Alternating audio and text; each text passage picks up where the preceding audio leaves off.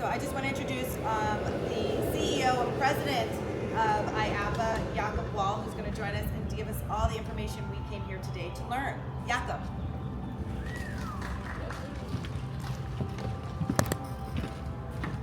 Good morning, everybody. What could be a better day to start? You know, we have the national anthem playing, we have kids running towards the coasters, we smell funnel cakes. The summer season is about to start, and we are very excited about everything which is coming ahead of us with the exciting trends and developments which we foresee for the summer of 2024. I'm Jakob Wahl, I'm President and CEO of IAAPA, the Global Association for the Attractions Industry, and we are very happy to welcome you here today to talk a little bit about what we have seen over the past and what we see as trends and developments in this year. I'm thrilled to offer some insights into some numbers, and also if you have any questions afterwards, I'm happy to answer them. But first, let us reflect a little bit on the remarkable growth which we foresee for this industry. For 2024, we see a 2% increase in attendance numbers for the parks here in the United States, welcoming more than 300 million visits to all our attractions, theme park, amusement parks, zoos, water parks, you name it. And that speaks for the strengths of our market, for the strengths of our attractions, where people want to come out and have fun with each other and laugh and smile together. Moreover, consumer spending actually increased by 7%, reaching an impressive figure of more than $32 billion US. And that alone is such a strong number in terms of economic impact for the travel industry, but also for the regional parks where we grow really the regions around those attractions. This substantial increase reflects the growth in our market, and it reflects that there's a strong market for our attractions, for our parks, where families, friends, and several generations come together to have fun, to enjoy, to smile, to be scared, but to also really enjoy all those experiences. I would like to talk about some trends which we currently see in the market, and that is something which we do actually through our research department, but also going actually see our members and talk to them. The first one for us, it's very strong family attractions. We are here at SeaWorld. Thank you very much for hosting us. Right next door there's Pipeline, which was this big new coaster last year. Again, this year they're offering a new coaster, but what is the change? It is actually a coaster for the whole family. It's SeaWorld's Penguin Track, which is located a little bit on the other side of the lake. And the interesting thing is it's a family launch coaster. So even though it has launches, which are thrilling, it is still aimed at the whole family. And you have a height limit of only 42 inches, which speaks for the fact that the whole family and several generations can ride with it together. Another great example for that trend is actually in Indiana at Holiday World. There's a good gravy coaster, crazy theming actually, but very fun. And that is a coaster which goes forwards and backwards, but it is so family friendly that even kids from a height of 38 inches can ride that. And that again is a proof for the trend in our industry to offer something for the whole family. One big example for that actually is Mattel Adventure Park. We see Mattel Adventure Park opening later this year in Arizona with all those famous brands which we know. Barbie, obviously after the movie with a special success, and many other brands, Hot Wheels, which are coming to Arizona. And already at this stage, they are announcing the project for 26 in Kansas City for another Mattel World. And you see the success of family attractions. We included actually a link to most of those attractions in the material which we have shared with you. Another big trend which we see is very important to us, and it's technology and inclusiveness.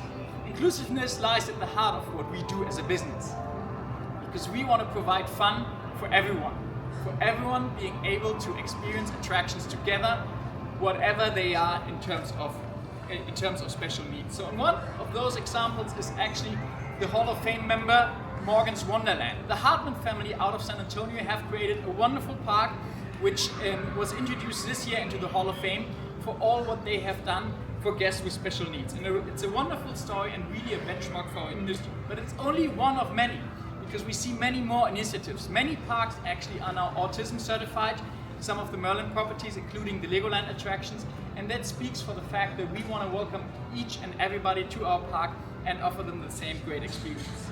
Just yesterday, Six Flags actually announced a new tech initiative, and it shows how important technology is for our guests, for the operations, but also for the experiences which our guests have, and being more flawless and having access to everything they want to have. We talked about family attractions, but we also see actually many attractions coming up for younger children. We have seen in Florida just recently the opening of Peppa Pig World right next to Legoland. Merlin now announced that they are opening a new Peppa Pig World this year in Dallas, which is a great attraction. And also something which is often forgotten, we have many museums and cultural attractions as in our neighbors. The Franklin Institute in Philadelphia is actually one of those examples which speaks as a beacon for innovation, offering enriching experiences for everybody, and that is just a wonderful example. And I'm not sure how you feel, but I just love standing here and hearing the joy and the laughter of our guests, and that's an example for actually our guests having fun in our attractions. But it's not only regional parks which are offering something for younger children. We also have the destination parks. Just here down the road at Universal Orlando, Universal Studios Florida is opening next month in June, and the new DreamWorks land. And they already opened the Illuminations, I have to read it because it's a difficult name, Illuminations VillainCon Minion Blast, which is a fantastic attraction which really caters to the youngest audience. And we are sure the new DreamWorks land, including the new parade and nighttime spectacular, will do the same. Something which is also very, very close to our heart is aquariums and zoos, because nature wonder are taking center stage with many of our attractions. And it's more and more about natural habitats, about showing the rich animal life to our guests, but also very important is conservation. Our members are really superstars in conserving animals and species, and one of those examples is which we will see later, SeaWorld Coral, which we will go afterwards, and it's a great example for what United Parks and Resorts have done in that space. Another example is actually the Virginia Aquarium, which offers visitors a behind-the-scenes view, in allowing guests to forge deeper actually into those areas and into the wonderful world of nature.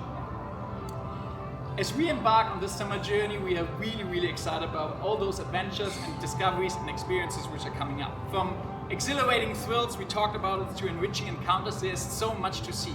And I quoted some examples, but there's so many more. United Parks and Resorts, we talked about the new coaster here, but also in Busch Gardens down the road, they're opening a new family suspended coaster. And you really see across the board, parks are investing into families. And that is a wonderful thing which we will foresee for this year. In closing, I extend my deepest gratitude for all of you to come, but I would also like to actually thank all our members for creating all those wonderful attractions, in making our guests happy, fearful, sometimes scared, but everybody enjoys it. They come back and have a wonderful day where they can share their memories and their experiences. And that is what we do, because we create memories for a lifetime. And I think that is something which we should never forget. So together, let's make this summer a great one. And we are very excited about what is coming up. And we are looking forward to many, many more happy guests here in our parks. So thank you very much for coming. And I think we have time for Q&A. Yeah, do you guys have any questions for Jakob at all? If not, that's fine. Do you have one? I'm curious. You mentioned you forecast a 2% increase in attendance, but Yes. 7% increase in revenue. Yes. So that disconnect is that because individual guests are doing more things and buying more things, or is it because prices have been increased? No, what we have actually seen, and it's a good catch, what we have seen is that people are willing to spend more on the parks because they want to make those days extra special.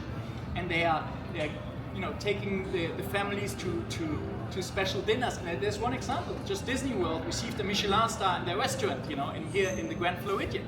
And you see that we have more and more upscale premium experiences where people are willing to actually spend more money while they're visiting to make their days super extra special. And the front of line pass is an example, and many other things. Special encounters here, you can experience a day with an animal trainer, and those are the things where people really enjoy making their day extra special. Hi, Mr. Wahl. Hi. Question. So, our tourism tax dollars, they've been low over the past year or so. And talking to the controller last year, he mentioned the weather played a really big part in those low numbers last summer because we had a lot of those heat waves. Are we afraid of seeing that again this summer? I know you expect some numbers, but is weather going to be playing a big part of that? We are, in many aspects, we are an outdoor industry, but we also see that many parks actually invested into indoor offerings and also trying to really offer something when weather is not so good. But it is definitely, that we see a change in behavior coming from climate change also. We see hotter summers or rainier periods.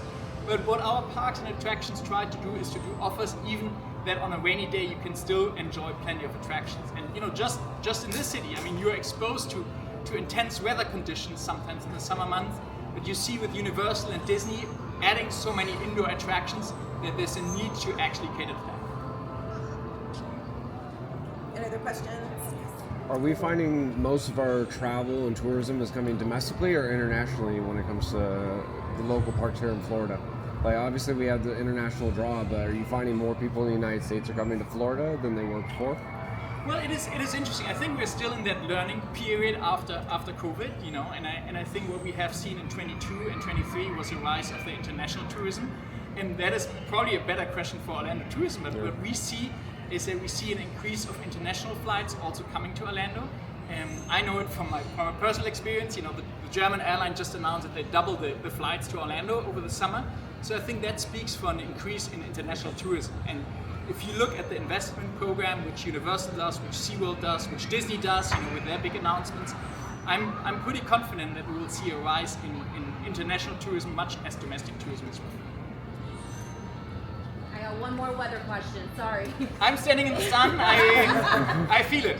So experts are predicting this is going to be a very, as they do every year, but this one's going to be very active when it comes to hurricane season. I know you're new to Florida, so I mean, any plans that you have in mind as far as when it comes to hurricanes? You said it, I think. We heard the same about 2023, and it didn't really come into plan. Right. But I can tell you, you know, the parks working in Florida and elsewhere in the country, they have the best interest in keeping their guests and their operations safe. And they're truly professionals in doing that.